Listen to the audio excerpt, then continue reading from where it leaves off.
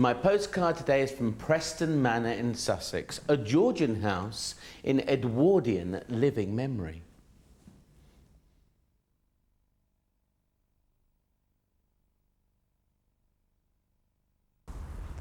Preston Manor, on the outskirts of Brighton, the only house in England that is completely untouched by any other age. It is as it was in the Edwardian period. Now, I said before I came inside, David, that this is unique because it's untouched by any other age other than the Edwardian. What I should have said was, of course, all the furniture and the decor, isn't it? That's right, yes. The house was left to Brighton in 1932 by the last owners, Charles Thomas Stanford, who you can see above us, just up there, and his wife, Ellen Thomas Stanford, who's over there. And it was left more or less intact. They refurnished the house from 1903 until about 1910. Of course, they added a few things after those dates, but those are the key dates. And so what we see today is a house that's a kind of time capsule of circa 1905 to 1910, an Edwardian house, and very, very rare. There are hardly any other like this. When was it first built? It was first built in 1738. There are, in fact, foundations that date from about 1250, but the core of the house is 1738. And then it was added to by a rather dim architect called Charles Stanley Peach in 1905. No one's ever heard of Charles Stanley Peach, but everyone will be familiar with him because he designed Wimbledon Centre Court. Dim's the word. I think that's classic. We're sitting on this seat. You're not allowed to when you come here, I'll add, but we are, because we're having a little chat about the house, just for you. It's very comfortable, but that's all you'll know about it. This is obviously then where they could have sat, had chats. What would this room have been for? Well, it was the entrance hall, but in the period just before the First World War, it also functioned as what was called a living hall. It was where gentlemen and ladies could mix informally, and where ladies could smoke if necessary. It was about the only room they could smoke, if they were fast, that is, because pre-First World War it was only fast women that smoked. Gentlemen, of course, would smoke their cigars in the dining room, but ladies could smoke in here. It's also where the family put their best things, because it's the room that people first see when they come from outside. And so they put their best furniture in here to impress visitors with, here are no fly-by-nights, here are people with wealth and taste. And they also put their family portraits here. Problem with the Stanfords is they weren't a terribly grand family, so they actually bought instant ancestors in the auction houses. They bought a pair of instant ancestors at Christie's in 1894 and then christened them and pretended they were distant relatives of the family. They sound a riot, these two. They were. I was thinking what George Formby used to say about fast Lancastrian women, or Lancashire lasses. Yes. Cheeky fast cats. Yes. That's obviously by the sounds of it. Ellen was a bit of a cheeky, not this one, I'm looking at the wrong picture. His wife, Ellen, was really certainly a cheeky fast cat. I mean, she had an illegitimate child between her two marriages via the butler, which was a pretty rip-roaring thing to do in the years before the First World War. Upstairs, downstairs, there's something in it, isn't there? Yeah, absolutely. We'll be seeing the servants' quarters later if we're all very lucky. I'm enjoying this, I really am.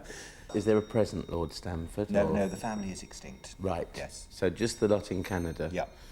Through the butler? That's right. The last legitimate heir died in 1947. That was Ellen Stanford's son, called Mad Jack, John Montague Bennett Stanford, known as Mad Jack because he became a notorious eccentric. He stole the lead off the roof, not of this house, but of another house, to pay his gambling debts. He used to get up to all kinds of pranks that really annoyed his mother. One of them was he hated solicitors, and he sent a letter through the post, and he called his solicitors Messrs. Bother'em, Worry'em, and Annoy'em. Sounds like Sue, Grab It and Run in Private Eye, doesn't it? And the solicitors sued him for defamation through the public post, it was called.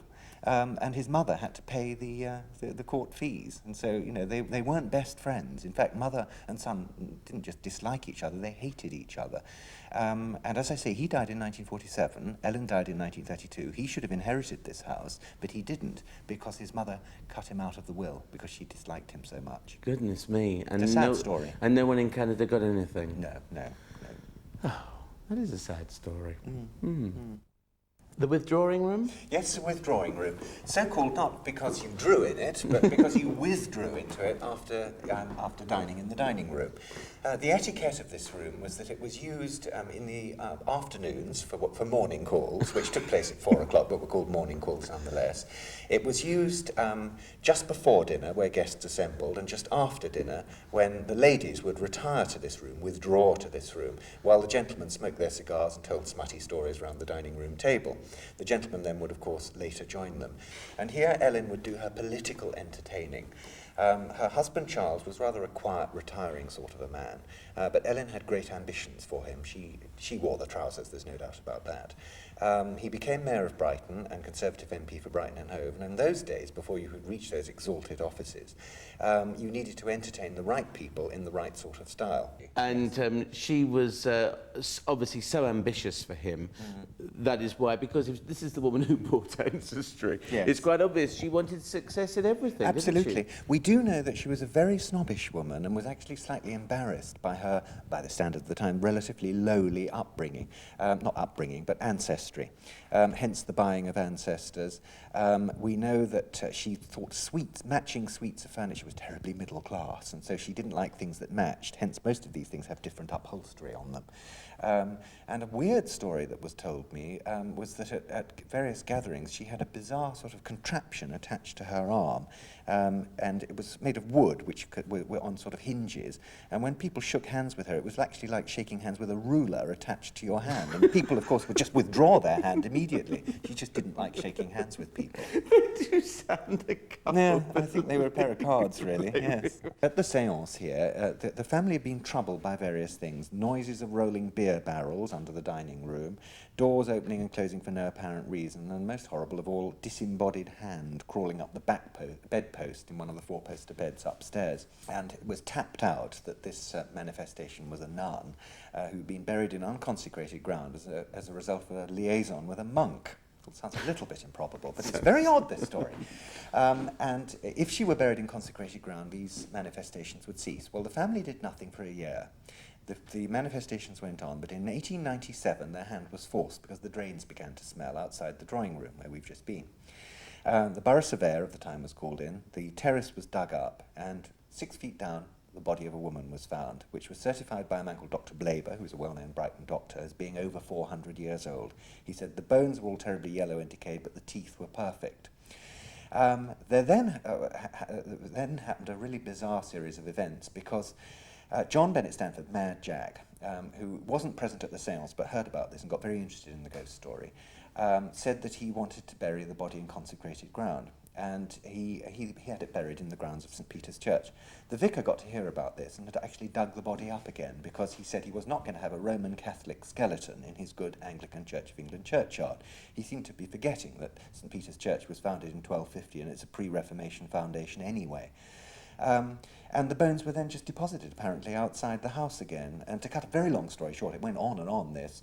A faculty had to be obtained from the Bishop of Chichester to override the authority of the parish priest, and the bones were then buried. Okay, we're now entering a very different world, the below-stairs world of the servants. There were 13 servants here before the First World War, just looking after the 2 people. And we're just seeing the green baize door here, which was always the indicator that you were entering the forbidden world of the servants. Green baize, partly to indicate that you were entering servants' quarters, and it was partly to keep out cooking smells from the kitchens, which we're just about to go into. Right. And this, again, is exactly how it was. Hear the bells? Oh, yes. Nursery, drawing room, bedroom 4, 1. Which was there? Oh, Stanford's.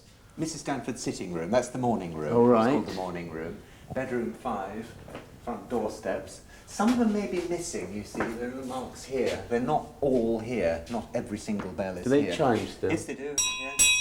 Yep, That was the back door. That's the back And they door, had different yes. tones, presumably, then they would get used to the That's right, tones. a different tone for every bell, and of course it would continue swinging a bit. The servants would come out of the servants' hall, which is this room here, and answer whichever bell it was that was ringing. Right, where should we go first? Well, let's go into the kitchen here.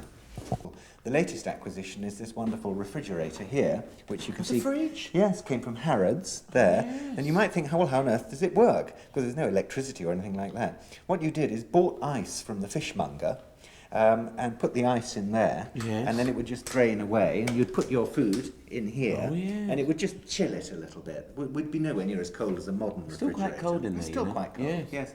But it's all grained to look like oak on the outside. About 1910, that one there. Food would be brought in from the kitchen, and they'd eat their meat course here in total silence, in absolute silence. When they'd eaten their meat course, it would be taken away by the scullery maids, and then the pudding course would be brought in. When the pudding course was brought in, the butler and housekeeper would stand up, the lower servants would stand up, and the butler and housekeeper would then carry their pudding course into that room through there, which is the housekeeper's sitting room, where they'd then sit down and have their own pudding on their own. The lower servants then sat down here, and then they could talk. Then they could talk among themselves. It was the only time that they weren't supervised by the upper servants, because the hierarchy below stairs was just as restrictive, according to our ways of looking at things, as it was upstairs.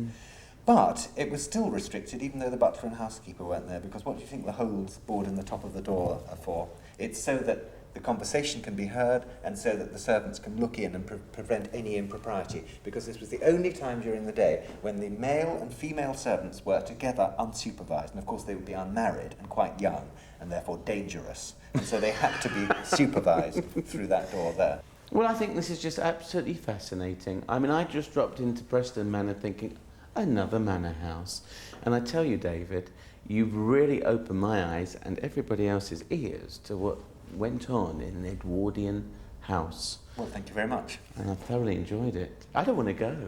Shall we have our own Pugs Parade? I wish we could. I wish we could. Lovely.